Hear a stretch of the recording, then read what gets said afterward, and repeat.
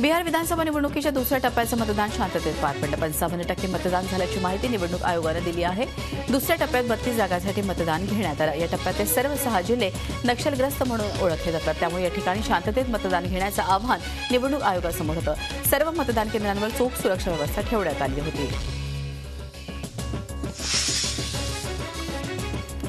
आपल्या भाषणबाजीमुळे सतत चर्चेत राहणारे आरजेडीचे नेते लालू प्रसाद यादव अपघातातून थोडक्यात बचावले आहेत. मंडपात लावलेला फॅन उंचावरून लालूच्या अंगावर कोसळला.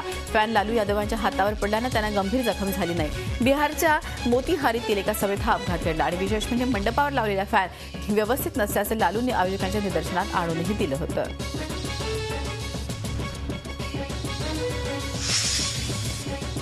उच्च आणि सर्वोच्च न्यायालयांमध्ये न्यायाधीश नेमणूक प्रक्रियेवरून केंद्र सरकार आणि सुप्रीम कोर्टामधला संघर्ष अधिक तीव्र होण्याची शक्यता आहे. केंद्रानं नेमलेला राष्ट्रीय न्यायिक नियुक्ती आयोग म्हणजेच NJAC घटनाबाह्य असल्याचं सांगत सुप्रीम कोर्टानं ना कायदा आणि त्यासाठी केलेली 99वी घटना दुरुस्ती रद्द केली आहे. केंद्रीय कायदा मंत्री सदानंद गौडा यांनी या निकालाबद्दल आश्चर्य व्यक्त केलं आहे. आधार कार्ड संबंधित सर्वोच्च न्यायालयाकडून केंद्र सरकारला मोठा दिलासा मिळाला आहे. मनरेगा, जनधन योजना, पेन्शन आणि PF या खात्याशी संबंधित योजनांसाठी आधार कार्डच्या वापराला न्यायालयानं मंजुरी दिली आहे. मात्र यासाठी आधार कार्ड अनिवार्य नसेल असंही न्यायालयानं स्पष्ट केलं आहे. जनतेला फक्त माहितीचा अधिकार मिळून भागणार नाही तर सरकारला प्रश्न विचारण्याचा अधिकारही जनतेला मिळायला हवा असं मत पंतप्रधान नरेंद्र मोदींनी व्यक्त केलं आहे. नवी दिल्लीमध्ये झालेल्या केंद्रीय माहिती आयोगाच्या कार्यक्रमात पंतप्रधान बोलत होते. जनतेला सरकारला प्रश्न विचारण्याचा अधिकार मिळाला जनतेचा लोकशाहीवरचा विश्वास वाढेल आणि त्यामुळे सरकारी कामात पारदर्शकता येत चुकाही टाळता येऊ शकतील असंही ते म्हणाले.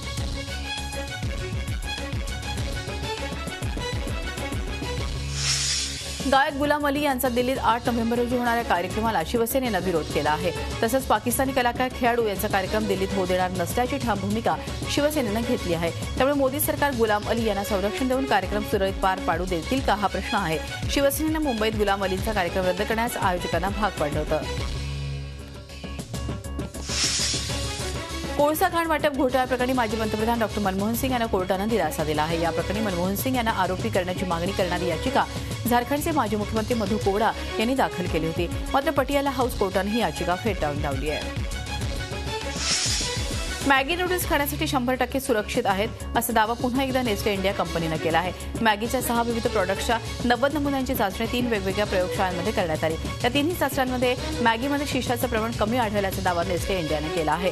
काही महिन्यांपूर्वी केंद्र सरकारनं मॅगीवर बंदी घातली होती. या बंदीला कंपनीनं मुंबई हायकोर्टात आव्हान दिलं आहे. जगभरात वर्ल्ड डिक्शनरी डे साजरा केला जातो. डिक्शनरी भाषा समृद्धीचं माध्यम आहे. त्यामुळे प्रत्येकाच्या घरात आज आपणास एकतरी डिक्शनरी बघायला मिळते. कित्येक घरी असावी एकतरी डिक्शनरी असं म्हणतात ते भाषा समृद्धीसाठीचं. आज बाजारात 22 ते 25 प्रकारची डिक्शनरी उपलब्ध आहेत. शाळेची मुलं, कॉलेजमधील विद्यार्थी आणि नोकरदार वर्ग यांच्यासाठी त्यांच्या गरजेनुसार डिक्शनरीज उपलब्ध आहेत.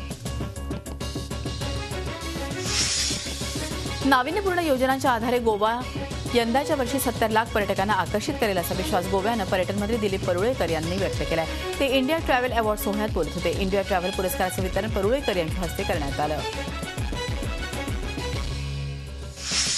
चीननं आपला नेपाळशी जोडलेला सीमामार्ग पुन्हा खुला केला आहे. नेपाळमधल्या भूकंपानंतर चीननं हा मार्ग बंद केला होता.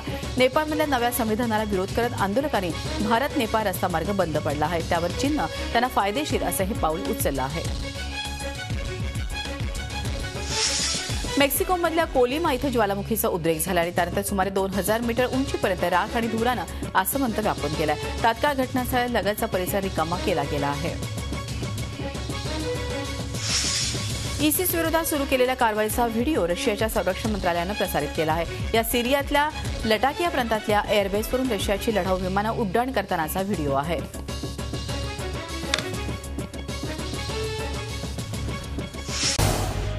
झी 24 तास रहा एक पाऊल पुढे.